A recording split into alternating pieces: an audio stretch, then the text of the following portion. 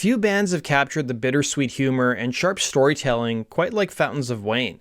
Emerging from a chance college encounter between Chris Collingwood and Adam Schlesinger, the band's journey is a testament to the enduring power of pop songwriting, even in an era that was dominated by grunge and nu metal. With a knack for crafting instantly memorable hooks and relatable lyrics, Fountains of Wayne navigated the fickle tides of the music industry, achieving cult status and a surprise mainstream hit with Stacy's Mom. Yet behind the catchy melodies and the clever wordplay lay a story of creative partnership, personal struggles, and a relentless pursuit of musical authenticity. Before we get started, be sure to hit the bell notification icon and put all notifications on. I hear from a lot of my subscribers that they don't even get notifications when I post my videos. I would greatly appreciate if you guys did that. The history of Fountains of Wayne begins with vocalist Chris Collingwood and guitarist Adam Schlesinger. The pair met around 1985 or 86 on campus at Williams College in Massachusetts. Collingwood remarked about their first meeting, "I just moved into the dorm and I went out onto the ledge to play guitar and I saw this guy at the other end who was sitting and playing too, so we just sort of checked each other out for a few minutes." Collingwood then approached Schlesinger, telling him that he was butchering the REM song that he was playing.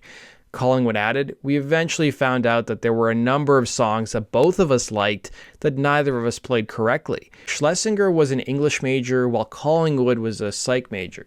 They played together in a handful of bands in college, including a cover band. But by 1991, Schlesinger relocated to New York and started playing in the band Ivy, while Collingwood stayed in Boston, working at a bank and playing in a country band called Mercy Buckets.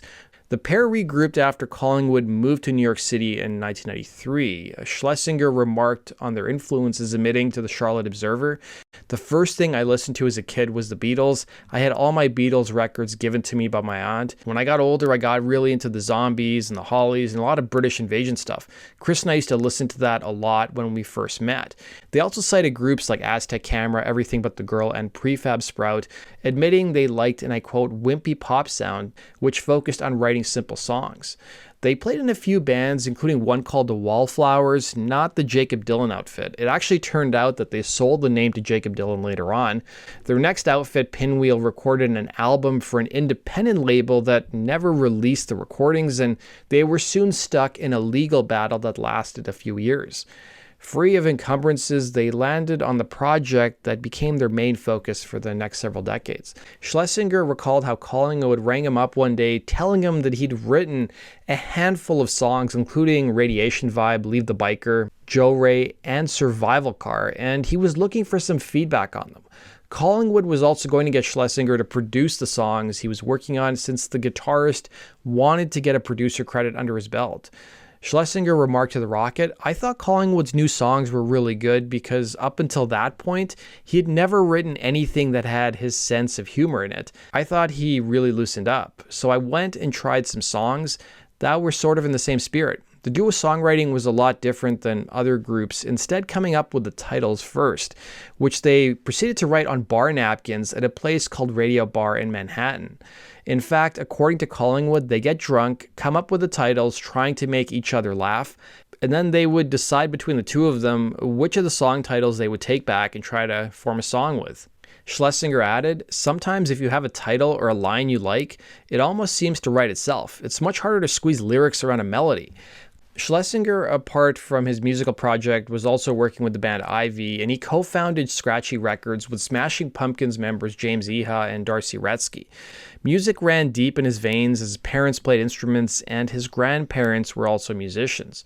Calling themselves Fountains of Wayne, it was a name that was suggested by Schlesinger's mother, who used to drive by a store of the same name, which was close to their home in Wayne, New Jersey. His mom, Bobby, always got a kick out of the name and thought her son and his new college friend might too. The store has even been featured in the TV show The Sopranos. It sells lawn ornaments and furniture. Don Winters, who owned the Fountains of Wayne store, was never asked if the band could use the name, but he didn't seem to have an issue with it, telling an interviewer, "I guess if you have a musical group, it's hard to come up with an original name because there are so many of them, and some of them are so bizarre. Well, this is a bizarre one." I do want to point out that 3 years later, when the band was promoting Utopia Parkway, the band appeared to have maybe gotten permission from him to use the name. At least that's how it was reported then.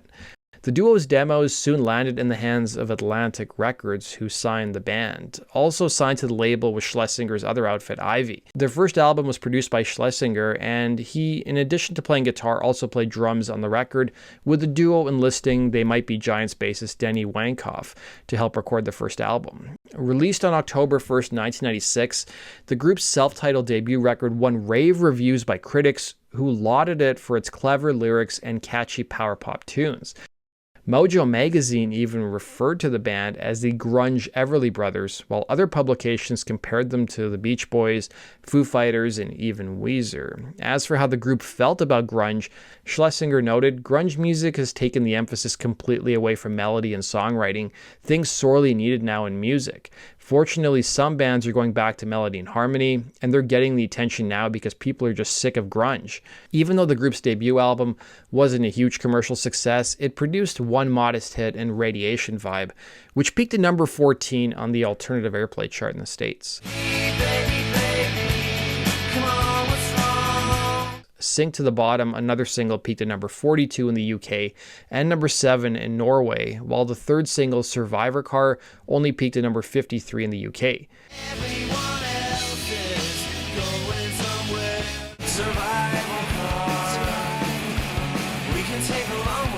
Radiation Vibe and Sink to the Bottom garnered enough college airplay that they got promotional videos for them. Other notable songs on their debut album include the anti-rock cliche song Please Don't Rock Me Tonight.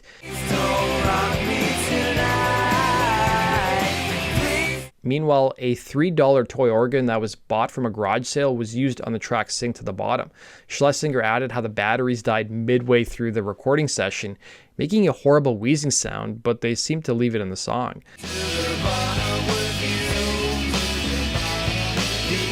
The pair's favorite song off the record was Sick Day, which dealt with loneliness and working at an office job. The song was actually penned by Schlesinger on his way commuting to work one day, with Collingwood writing the second verse about trying to make an office temp's day go faster. He's taking a sick day soon. As for the owner of the Fountains of Wayne store, he was interviewed in 1996 about the group's music.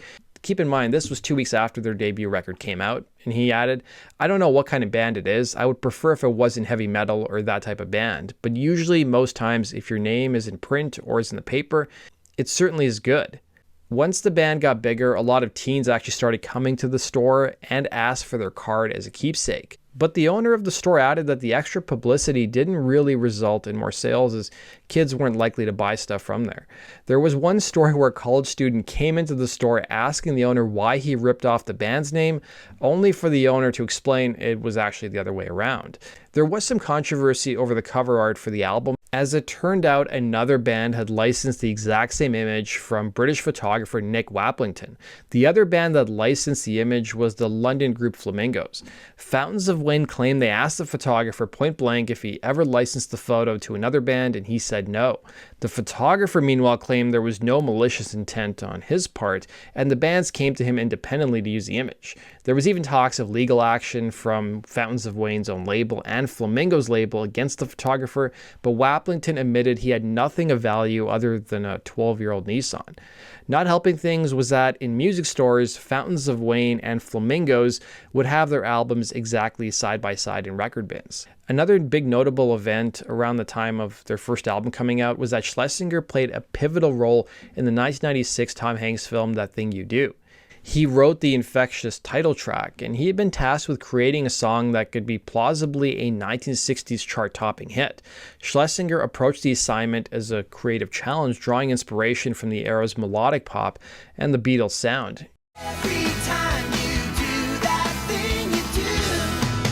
He was notified by his music publisher of the assignment, and his song beat out over 100 other entries, despite him being relatively unknown at the time. The fictional band The Wonders are portrayed as a one-hit wonder in the film, perhaps foreshadowing Fountain of Wayne's career trajectory. The film's title track became a modest real-world hit, reaching number 41 on the Hot 100 chart, and it earned Schlesinger both an Academy Award and Golden Globe nomination for Best Original Song. While the band was doing press for their first album, that song continually came up again and again in interviews. but the band refused to play it live, despite them acknowledging that the song and movie's success did get them a lot of publicity. Fountains of Wayne's self-titled debut record ended up selling about 120,000 copies. To round out their touring lineup, they added Posey's drummer Brian Young and ex-Bell Tower guitarist Jody Porter. Soon enough, the group's debut album was being heralded by critics as one of the best releases of the year, but Atlantic Records seemed either surprised or ill-prepared for the positive press coverage, with Schlesinger telling the record newspaper it was kind of a drag since the album wasn't stocked in a lot of places. The band did get a high-profile touring spot opening for the Smashing Pumpkins to support the record. After touring their debut album, Schlesinger reconvened with his other band Ivy, who was also on Atlantic, and they released 1998's Apartment Life, something Schlesinger remarked was botched by the label. But it was another movie that came to the rescue. The band's song This Is the Day got featured in their Something About Mary.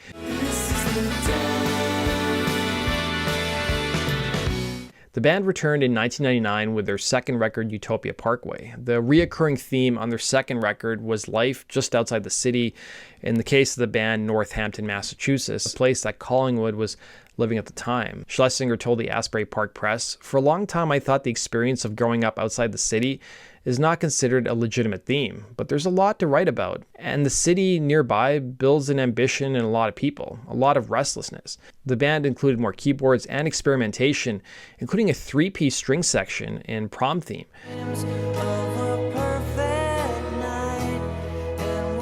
The title track, meanwhile, was penned about what life must be like in a cover band. Red Dragon Tattoo tells the tale of getting a tattoo to win a girl's affection.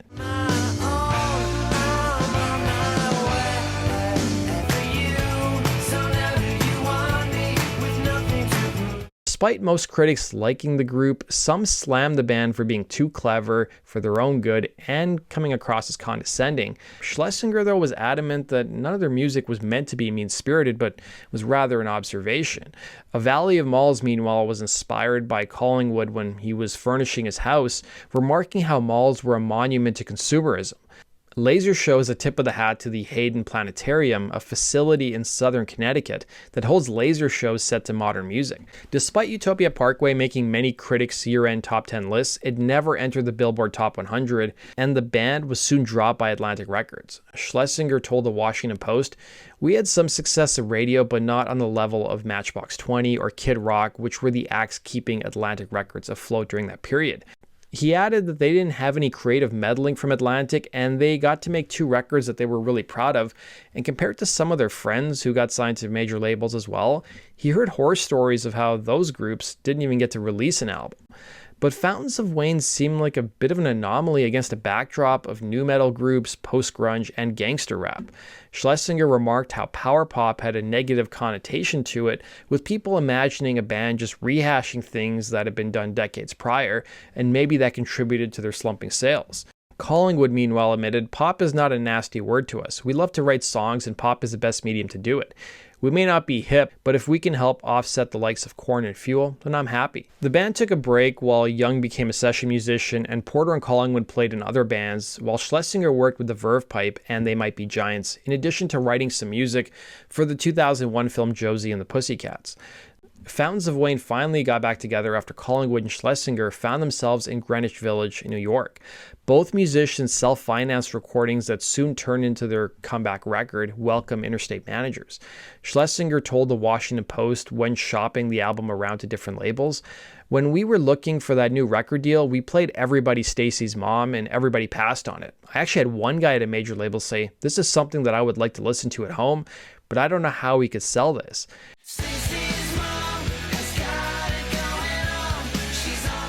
They soon, however, found a home at S-Curve Records, a boutique label for EMI, and in a strange twist of fate, the man who signed the band to Atlantic years earlier, Steve Yeaglewell, was now the vice president of S-Curve. Fountains of Wayne by this point had evolved their sound to be more commercial pop rock, but marketing the band was still going to be a difficult task. While they considered themselves pop, they weren't the same type of pop as artists like Nelly or Ashanti, and they weren't the same kind of rock like groups like Godsmack or Metallica who were popular at the time.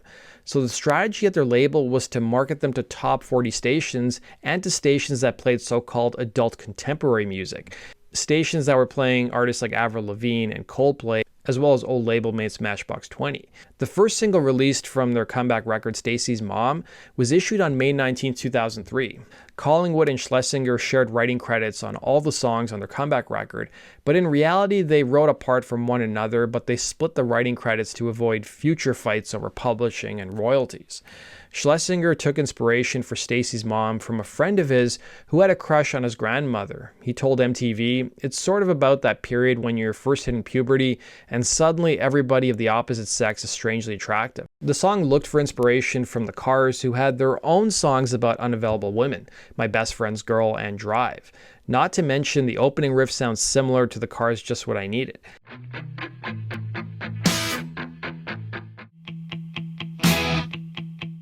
There's also nods to the Cars in the music video for Stacy's Mom, the I Heart Rick license plate, there's the kids who look like Rick Ocasek, there's also elements of Jesse's Girl by Rick Springfield and Simon and Garfunkel's Mrs. Robinson. The band even tried to get Rick Ocasek into the music video, but he was unavailable, and they even tried to get his wife Paulina Portskova to play Stacy's Mom, but she politely declined. Portraying Stacy's mom was model Rachel Hunter. She was a fan of the group and was enthusiastic about the role. The video featured Hunter in a very literal interpretation of the song. A boy is dating a girl, but he becomes enamored with her mother. The video also contains a number of references to 80s pop culture, Fast Times at Ridgemont High, the infamous Phoebe Cates scene, a scene that, funny enough, was actually soundtracked to the Cars moving in stereo.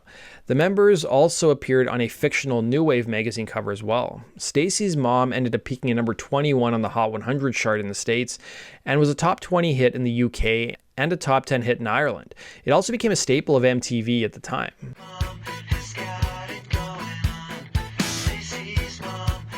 The song earned the band a Grammy Award nomination for Best Vocal Pop Performance and, believe it or not, Best New Artist in 2004, even though they'd been around since the mid-90s. Mexican Wine was the follow-up single, but it went nowhere, as did the third single. Welcome Interstate Managers peaked at number 115 on the charts in America. Collingwood spoke to Rolling Stone about Stacy's Mom, looking back at the song nearly 2 decades later. "I tried to talk him out of Stacy's Mom," referring to Adam. "I was reluctant to do it at all, but you don't want to kill the session by not being a good sport. When it was done, I didn't think it belonged on the album. I knew it would be a single, and I knew it would be a hit, and everyone else knew it too. But I was the only one who didn't think a novelty hit was a good thing." His comments echo a bittersweet relationship with the song. Collingwood later told the Boston Globe, "Almost every band's most successful thing is not their best thing. The song was a blessing and a curse. Our audience became split between soccer moms and t-shirts that said 'I'm Stacy's mom' and everyone else, and there was some bad blood between the two crowds." You may be wondering if Rick Ocasek ever discussed the song. Well, in 2005, he was interviewed by Magna magazine and had this to say about it. "Yeah, in fact, I even met one of the Fountain guys, I guess it was Adam, in a studio one day, and he was a little shy about bringing it up. But they wrote me a letter and asked me if I would be in the video.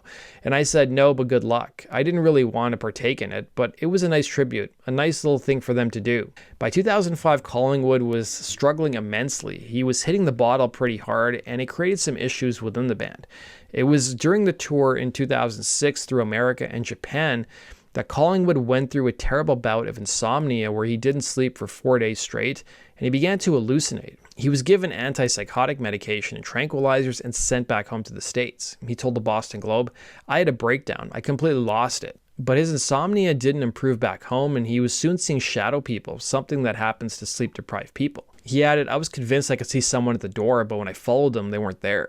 Collingwood was soon admitted to the hospital for 2 weeks, and he soon stopped drinking, and he finally started to sleep again. But one noticeable change that happened as a result of this episode was that Collingwood's songwriting became more serious, and that in turn created tensions within the group and his songwriting partner Schlesinger. Fountains of Wayne returned in 2007 with their album Traffic and Weather.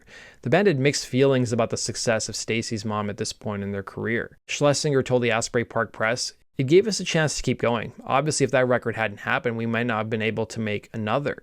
As for whether they felt pressure to make another hit, Collingwood told the Record newspaper, "I think everyone knew it was a fluke. That song isn't as much of a hit as the video was."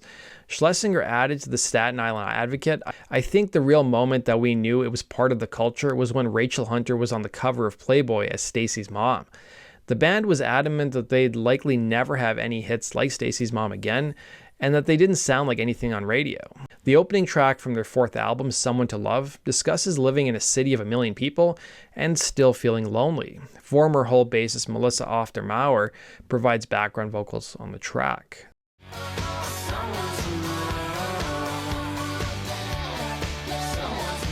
The band took more inspiration from their own life as a traveling band when it came to writing songs. The record ended up peaking at number 97 in the States. There was even a whole article, believe it or not, about a guy who was a huge fan of the band, making it his mission to find the album in big box stores. It further showed just how the band never seemed to get the proper support from their label. Then in 2011, the band issued what would be their final album for the time, Sky Full of Holes. Prior to working on their fifth album, Fountains of Wayne had done a series of acoustic tours, and that experience influenced the album. On Sky Full of Holes, Collingwood was way more involved on the writing process than he was on the last record, but both Collingwood and Schlesinger were butting heads during the writing of the album. It resulted in them halting the progress and needing to actually see a psychiatrist to sort things out. In the end, they decided to finish the album and tour behind it, but then go their separate ways afterwards. The album peaked at number 37 in America with two singles, Someone's Gonna Break Your Heart and Richie and Reuben, but neither of them charted.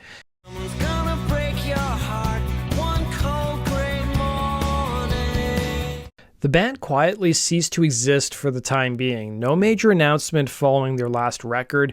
As the members pursued other projects, they did discuss Fountains of Wayne, but they did so in a past tense, giving an indication that the band was done. But they did state a reunion could be a possibility, but it was highly unlikely as Collingwood and Schlesinger's relationship was still strained.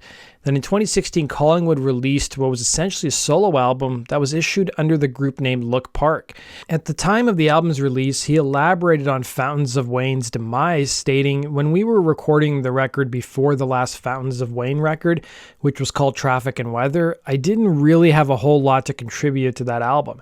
I was out to lunch a little bit, mentally, and just drinking too much. And I think the fact that I sort of removed myself from the process at that point made it really easier for Adam to take over. And when I was ready to actually make another album, several years later, after I'd sort of cleaned up my act, it was very difficult. It was very, very hard to get back into that position where we were equals."